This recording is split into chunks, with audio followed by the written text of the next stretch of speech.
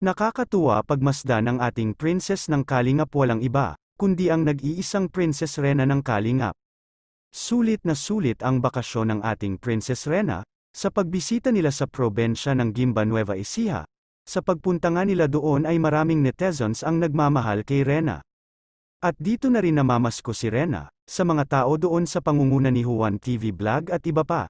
Syempre dito na rin natin makikita kay Rena, na marunong siya magsinop ng kanyang napamaskuhan na pera. Ang nakakatuwa lang kay Rena, ay lagi niyang paulit-ulit binibilang ang kanyang pera. Kumbaga, naniniguro lang siya sa kanyang pera na hindi ito mabawasan at hindi makupitan, ng kanyang mama Roda niya.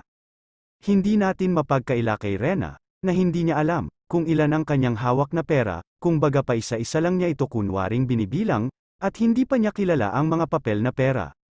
Nakakatuwa lang talaga si Rena mga kaagapay, napanuurin si Rena, dahil sa pagbilang niya ng kanyang pera, at may binubulong na parang sinasabi niya dito, na huwag niyo bawasan ang pera ko. Bumisita nga po ang kapwa nating vlogger na si Kabalbas, upang maghatid ng kunting blessing para sa kanila Roda at Rena.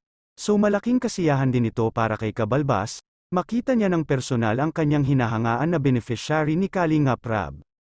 Habang patuloy na nagbibilang si Rena ng kanyang pera, ay mukhang kulang pa ito para sa kanya, kaya lumabas si Rena at nilapitan si Kabalbas para mamasko sa kanya, at hindi nakaligtas si Kabalbas kay Rena, at heto nga na nga roleng ito. Christmas. Oh, sige, go. Sige. Game, game.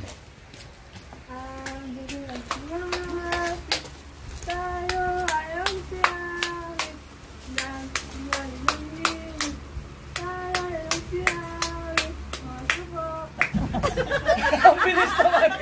Isa pa! Bakit ang bilis? Ang dami niyan, oh! Isa pa Oh, thank you na, thank you. Thank you! Thank you! I'm overweighting nga, thank you! Agad naman inabutan si Rena ng pera at tuwang-tuwa itong si Rena, muling bumalik sa loob at paulit-ulit binibilang ang napakadaming napamaskuhan niyang pera. Kung ganito lagi ang gagawin ni Rena, at mamasko sa lahat ng mga Kalingap vlogger, tiyak marami talaga ang maiipon ni Rena, at kung ito ay maiipon mas maganda may pasok sa bangko niya, para ilaan sa kanyang future balang araw. Sigurado ngayong darating na Pasko, maraming matatanggap na regalo si Rena, mula sa mga nagmamahal sa kanya. So hanggang dito na lang nagtatapos ang ating reaction mga kaagapay. Kung nagustuhan mo itong video na ito, huwag mo sana kalimutan mag-like at syempre pa-subscribe na rin po ang aking munting channel Kaagapay Mo. Salamat po.